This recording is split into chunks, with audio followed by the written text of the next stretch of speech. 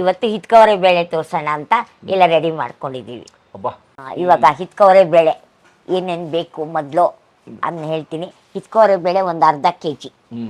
ಅದಕ್ಕೆ ಮೊದಲು ಹಾಕ್ಕೊಳ್ಳೋದು, ಇದನ್ನು ಒಗ್ಗರಣೆಗೆ ಹಾಕಿ ಬೇಯಿಸಿ ಮಾಡ್ಕೊಳಕ್ ಮುಂಚೆ ಇದಕ್ಕೆ ಮೇಲೆ ಹುರ್ಕೊಳ್ಳೋ ಸಾಮಾನುಗಳು: 100 ಗ್ರಾಮ್ನಷ್ಟು ಕಡಲೆಬೇಳೆ, 100 ಗ್ರಾಮ್ ಕೊತ್ತಂಬರಿ ಬೀಜ, ಆಮೇಲೆ ಹಸಿ ಕೊಬ್ಬರಿ, ಒಣ ಕೊಬ್ಬರಿ ಎರಡೂ ಇಟ್ಕೋಬೇಕು. ಇದು ಒಂದು ಬಟ್ಲು ಮೇಲಿನ ಬಟ್ಲು ಹಸಿ ಕೊಬ್ಬರಿ, ಒಂದು ಮೇಲಿನ ಬಟ್ಲು ಒಣ ಕೊಬ್ಬರಿ, ಆಮೇಲೆ ಒಂದು 10-12 ಬ್ಯಾಡಗಿ ಮೆಣಸಿನ್ಕಾಯಿ ಕಲರ್ಗೆ. ಇದು ಖಾರಕ್ಕೆ ಒಂದು 8 ಗುಂಟೂರು ಮೆಣಸಿನ್ಕಾಯಿ.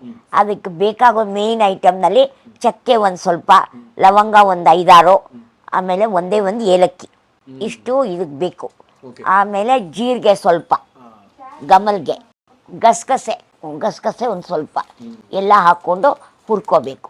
ಮೊದಲಾಗಿ ಹುರ್ಕೊಳ್ಳೋದು ಎಲ್ಲ ಸಾಮಾನುಗಳು ಹಾಕ್ಕೊಂಡು ಬರ್ತಿ ತೊಗೊಮ್ಮ. ಯಾವ ಸಾಮಾನು ಹಾಕೊಂಡು ಹುರ್ಕೊಳ್ಳೋದು? ಫಸ್ಟ್ ಕೊತ್ತಂಬರಿ ಬೀಜ ಹುರ್ಕೊಳ್ಳೋದು ಒಂದು 200 ಗ್ರಾಮ್ನಷ್ಟು. 200 ಗ್ರಾಮ್ಸ್ ಅಷ್ಟಿದೆ.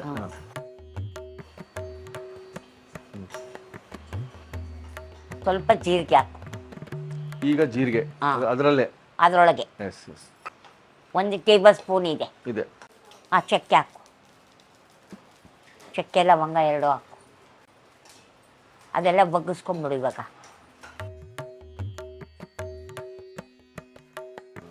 ಇವಾಗ ಕಡಲೆಬೇಳೆ ಹಾಕೋಪ್ಪ. ಚೆನ್ನಾಗಿ ಬಾಣಲೆ ಕಾದಿದೆ. ಬಾಣಲಿ. ಕಡಲೆಬೇಳೆ ಒಂದು 100 ಗ್ರಾಮ್ ಅಷ್ಟೇ. ಅದು 100 ಗ್ರಾಮ್ ಕಡಲೆಬೇಳೆ ಬಿತ್ತು.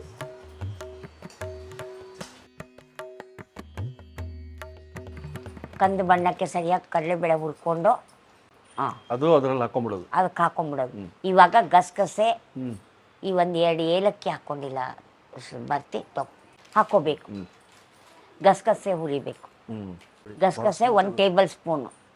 1 ಟೇಬಲ್ ಸ್ಪೂನ್ ಗಸಗಸೆ. ಅಷ್ಟೇ ಆಗೋಯ್ತು ನೋಡಿ.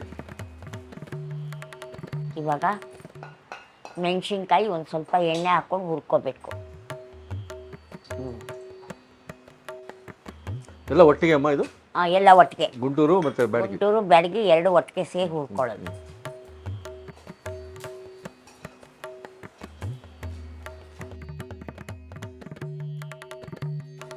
ಆಯ್ತು. ಅಷ್ಟೇನಾ ಅದು? ಅಷ್ಟೇ. ಕಪ್ಪಾಗ್ಬಿಡತ್ತಿಲ್ದಿದ್ರೆ ಈಗೆಲ್ಲ ಹುರಿದು ರೆಡಿಯಾಗಿದೆ. ಇದನ್ನ ಮಿಕ್ಸಿ ಮಾಡ್ಕೋಬೇಕು. ಈ ಕಡೆ ಮಿಕ್ಸಿ ಮಾಡ್ಕೊಂಡು ಆ ಕಡೆ ಒಲೆ ಮೇಲೆ ಅವರೇ ಬೇಳೆನ ಒಗ್ಗರಣೆಗೆ ಹಾಕ್ಬೇಕು. ಎಣ್ಣೆ ಹಾಕ್ಕೊಂಡು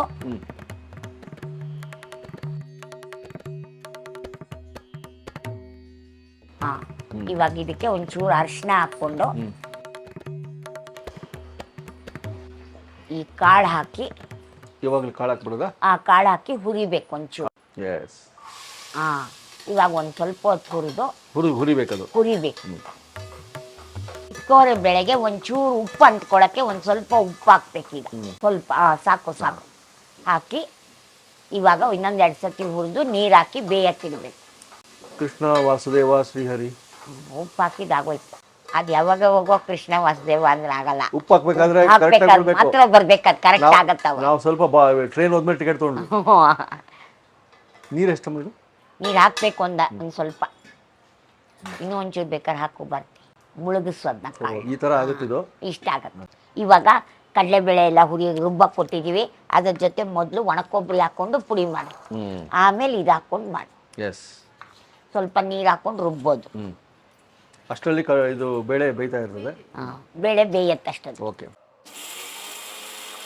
ಈ ಪುಡಿ ಆಯ್ತು. ಇವಾಗ ಇಷ್ಟ ಆಗಿದೆ. ಇನ್ನು ಒಂದು ಸ್ವಲ್ಪ ಇದನ್ನೆಲ್ಲ ಪುಡಿ ಮಾಡಿದ್ಮೇಲೆ ಒಣಕೊಬ್ಬರಿ, ತೆಂಗಿನಕಾಯಿ ಇದು ಎಲ್ಲ ಹಾಕ್ಕೊಂಡು ದೊಡ್ಡ ಜಾರ್ಗೆ ಹಾಕ್ಬಿಡು ಅದನ್ನ. ಇವಾಗೆಲ್ಲ ಕೊಬ್ಬರಿಗಳು ಹಾಕೊಳ್ಳೋದು. ಒಣ ಕೊಬ್ಬರಿ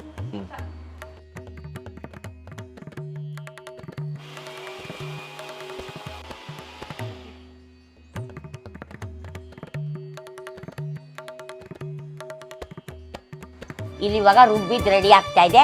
ಅಲ್ಲಿ ಹಿತ್ಕವರೆ ಬೇಳೆ ಬೇಯ್ತಾ ಇದೆ. ರುಬ್ಬಿದ್ದಕ್ಕೆ ಇವಾಗೆಲ್ಲ ಪೌಡ್ರ್ ಜೊತೆ ಎಲ್ಲ ಕಲ್ಸ್ಕೊಂಡು ಒಟ್ಟಿಗೆ ಹಾಕ್ಕೊಂಡು ತೆಂಗಿನಕಾಯಿ ಹಾಕ್ಕೊಂಡು ರುಬ್ಬಿಡಪ್ಪ.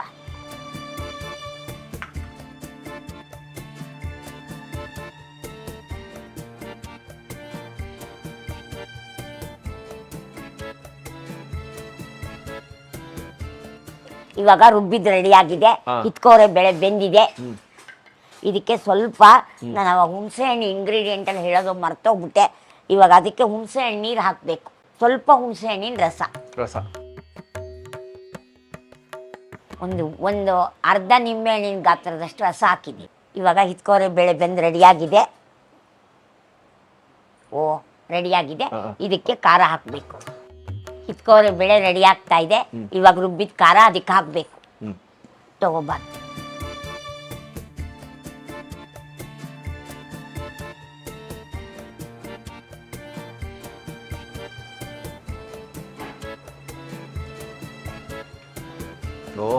ಬಣ್ಣನೇ ಚೇಂಜ್ ಆಯ್ತು. ಒಂಚೂರು ಬೆಲ್ಲ, ಒಂದು ಸ್ವಲ್ಪ ಉಪ್ಪು ಹಾಕೋದು.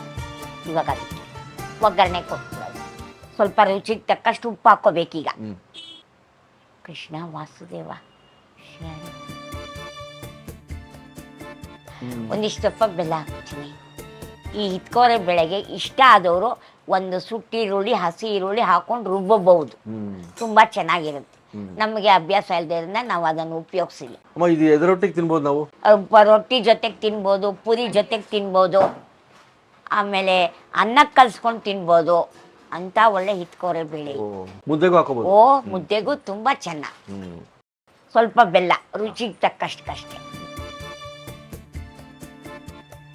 ಆಯ್ತು ಕಣೆ, ಬರ್ತಿ ಆಫ್ ಮಾಡ್ಬಿಡು, ಒಗ್ಗರಣೆ ಕೊಟ್ಬಿಡು. ಆಯ್ತಾ? ಎಸ್ ಆಗೋಯ್ತು. ಎಷ್ಟು ಬೇಗ ಆಗದ್ ಗೊತ್ತಾ ಹಿತ್ಕೋರೆ ಬೇಳೆ. ಸೂಪರ್ ಆಗೈತೆ ಇದು. ತುಂಬಾ. ಹಾಕು ಕೊತ್ತಂಬರಿ ಸೊಪ್ಪು ಹಾಕು. ಎಣ್ಣೆ ಹಾಕಿ ಸಾಸಿವೆ ಹಾಕಿ ಒಗ್ಗರಣೆ ಮಾಡೋದು. ಸ್ವಲ್ಪ ಅರಿಶಿನ, ಒಂಚೂರು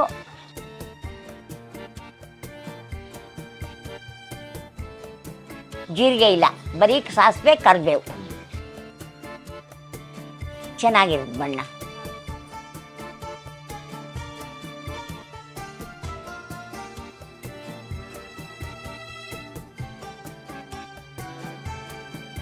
ಆಗೋಯ್ತು. ಹಾಕಪ್ಪ, ಒಗ್ಗರಣೆ ರೆಡಿಯಾಗಿದೆ ಈಗ.